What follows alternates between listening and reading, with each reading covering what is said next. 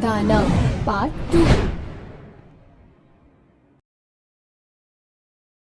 इतनी बड़ी मकड़ी को देखकर दोनों भागने लगे और मकड़ी उनके पीछे पीछे उन्हें पकड़ने के लिए। पहले तो उन्होंने बहुत कोशिश की कि रॉकेट की तरफ जाते हैं, लेकिन वो संभव नहीं था। आगे जाकर उन्हें एक बड़ा सा पत्थर नजर आया और दोनों जल्दी से जाके उसके पीछे छुप गए और मकड़ी उनको खोजते हुए आगे बढ़ गई और अब दोनों आपस में बातें करने लगे। अब क्या करें?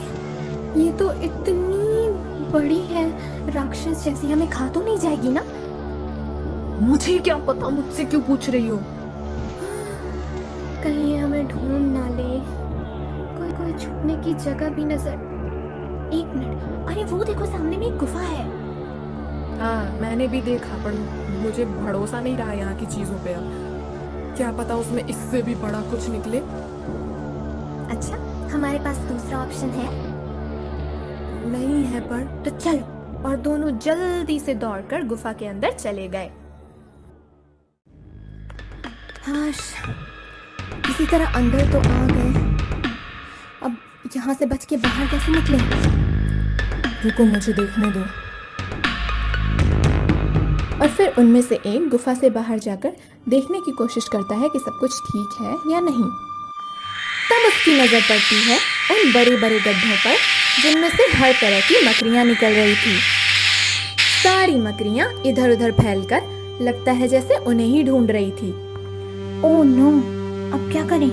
यहाँ तो इतनी सारी मकड़ियां हैं, ऐसा लगता है जैसे हमें ही ढूंढ रही है। यहाँ से बच के कैसे भागे?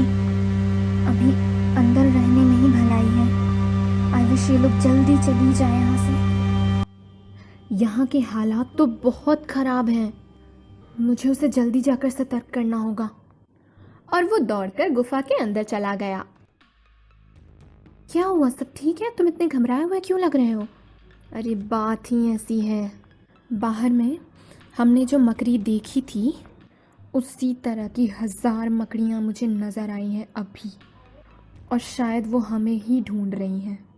ओह नो, ये अब फ़िलहाल तो यहीं बैठना होगा और सोचो कि आगे क्या करना है। एक सेकंड, मुझे कुछ याद आया। क्या? 2 साल पहले सरकार की तरफ से मुझे और मेरी टीम को इजिप्ट भेजा गया था, वहाँ के पिरामिड्स और कई चीज़ों को एक्सप्लोर करने के लिए। तो वहाँ के पिरामिड्स में मैंने दीवार पे देखा था कि कई तरह के ग्रह, नक्षत्र, तारे और आसमान, इन सब चीज़ों के चित्र बने थे अजीब से। तो मुझे ये देखकर आश्चर्य हुआ कि वो लोग इस जगह पर आ चुके थे क्या पहले। यही सब जानने के लिए मैं वहाँ एक लाइब्रेरी में चला गया और वहाँ मुझे एक किताब मिली। वो बुक भी रेड कलर की है और उसमें किसी लाल ग्रह के बारे में लिखा था, और उसमें लिखा था कि उस लाल ग्रह पे 2 तरह से साम्राज्य बटा हुआ है। एक बहुत बड़ी बड़ी मकड़ियों का साम्राज्य है और एक इंसानों का है, और दोनों की आपस में बनती नहीं है, बहुत सालों से दुश्मनी है, और दोनों अपने अपने अलग अलग एरियाज़ में रहते हैं और वो बॉर्डर घेर के रखा गया है। मतलब कि वो उनकी बस्ती में नहीं जा सकते और मकड़ियाँ इंसानों की बस्ती में नहीं आ सकती। और अब यहाँ जब आने के बाद मैं यहाँ के हालात देख रहा हूँ तो पता नहीं क्यों मुझे ऐसा लग रहा है कि वो लाल ग्रह जिसके बारे में उसमें मेंशन्ड है वो कहीं मंगल ग्रह तो नहीं।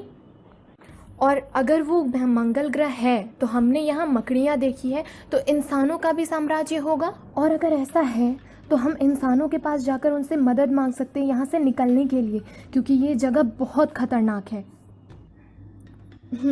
एक बात बताओ, मजाक करने का ये तुम्हें सही समय लग रहा है क्या? तुम्हारी यही प्रॉब्लम मुझे समझ नहीं आती, हर बात तुम्हें मजाक ही क्यों लगती है। अच्छा रुको, मैं वो बुक साथ लेकर आया हूँ, मैं तुम्हें दिखाता हूँ, रुक जाओ। है? यहाँ बुक लेकर कौन आता है?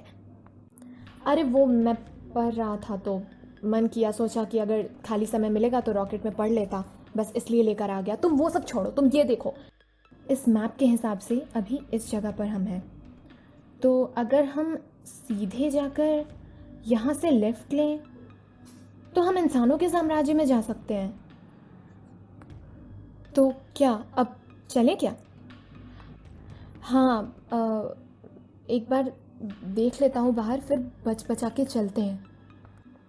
ठीक है, चलो। अब किसी तरह दोनों वहाँ से बचते बचाते भागने लगे। बहुत सारी मकड़ियों ने उन पर हमला करना शुरू कर दिया, पर फिर भी वो किसी तरह से भाग निकले।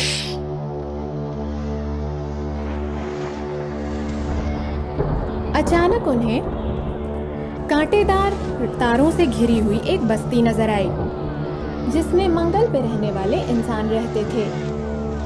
दोनों ने ये देखकर राहत की सांस ली, पर क्या ये सच में उनके लिए राहत की बात है या ये इंसान भी उन पर हमला कर देंगे? जानने के लिए आपको अगली वीडियो का वेट करना होगा।